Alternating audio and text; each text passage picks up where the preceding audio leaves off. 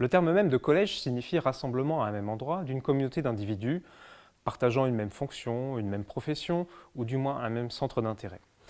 Dans notre contexte, les collèges étaient des hôtelleries destinées à héberger les étudiants. Ces structures sont d'abord apparues près des écoles cathédrales, puis ensuite près des bâtiments de l'université. Le plus célèbre d'entre eux étant évidemment celui fondé par Robert de Sorbon dans les années 1250. Certains de ces collèges sont fondés par de riches donateurs qui mettaient à leur disposition leurs ressources foncières, matérielles ou pécuniaires.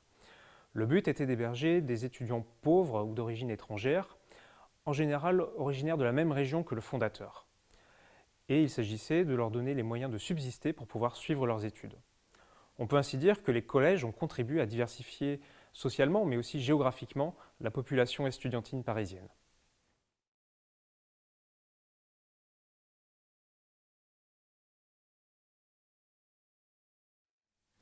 Le collège qui nous intéresse, dit de l'Ave Maria, dédié à la Vierge, a été fondé par Jean de Huban, un clerc originaire de la région de Nevers, qui lui-même avait fait ses études à l'Université de Paris, puisqu'il était gradué en droit canon, et qui était président de la Chambre des enquêtes du Parlement de Paris. Un personnage d'une certaine importance, donc.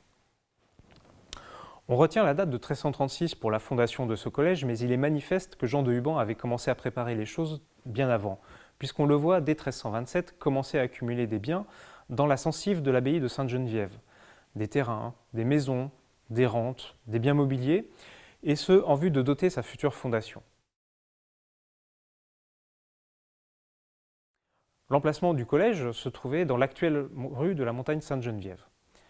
Il n'en demeure pas moins une structure modeste, puisqu'il était destiné à accueillir au maximum 6 élèves, des enfants âgés de 8 à 16 ans, de préférence originaires du Nivernais, comme son fondateur. Les archives relatives à la vie et à l'organisation des collèges parisiens se trouvent aux Archives nationales en série M. Le collège de l'Ave Maria n'est pas le plus riche en archives anciennes, d'autant qu'il ne s'agit pas d'originaux, mais de copies faites au XVIIIe siècle. Pour cette raison, le cartulaire du XIVe siècle dont nous allons parler est particulièrement précieux, car il est contemporain de la fondation du collège.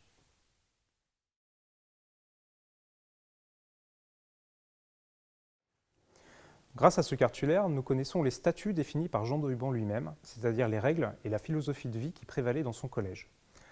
Nous avons aussi la chance de saisir, dans un niveau de détail exceptionnel et vraiment inhabituel pour cette période, ce qu'était la vie quotidienne de ces jeunes gens. Il apparaît à la lecture des statuts que Jean de Huban a clairement privilégié leur formation spirituelle en détaillant de nombreuses actions pieuses que leur instruction qui est abordée en des termes plus rudimentaires. Un cartulaire est en général un recueil de copies de titres, c'est-à-dire les archives fondamentales et les privilèges de l'établissement. Mais le cartulaire du collège de l'Ave Maria s'éloigne quelque peu de cette définition en nous livrant de nombreux détails matériels et concrets sur la vie de l'établissement.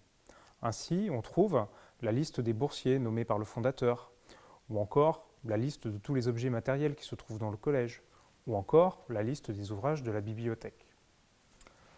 Mais venons-en maintenant au clou du spectacle, à savoir les enluminures qui illustrent les statuts.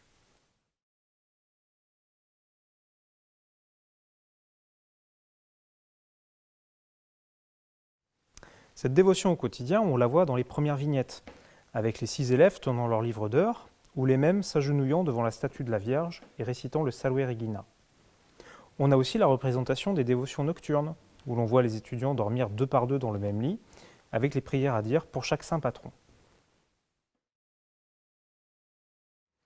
Ensuite, il y a les actes de charité qui sont généreusement représentés avec 10 miniatures sur 33.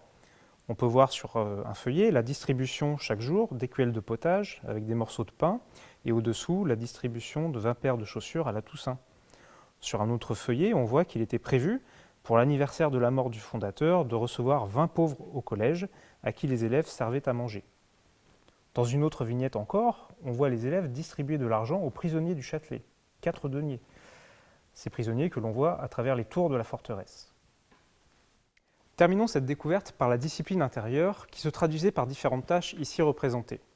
Le nettoyage de la chapelle ou les soins à apporter aux chardonnerets que les élèves étaient autorisés à élever. Mais ce sont les règles afférentes à la bibliothèque qui sont particulièrement bien détaillées dans les statuts. Il faut savoir que Jean de Huban avait mis à la disposition des élèves ses propres ouvrages et qu'il avait prévu de sévères châtiments corporels pour ceux qui viendraient à perdre ou abîmer des livres. C'est ainsi que chaque samedi, et c'est ce qui est ici représenté, on procédait à l'inventaire des livres et on constatait leur état. En cas de dégradation, le coupable était sévèrement puni et ses parents devaient rembourser les frais. Et si on ne trouvait pas de coupable, c'était l'ensemble des enfants qui étaient punis. Cette sévérité montre toute l'importance que Jean de Huban accordait aux livres. Et c'était aussi une façon de montrer aux enfants combien les livres étaient des objets rares, précieux et coûteux. Ces illustrations du XIVe siècle sont uniques, et il faut attendre la fin du XVe siècle, dans un collège fribourgeois, pour voir pareil exemple.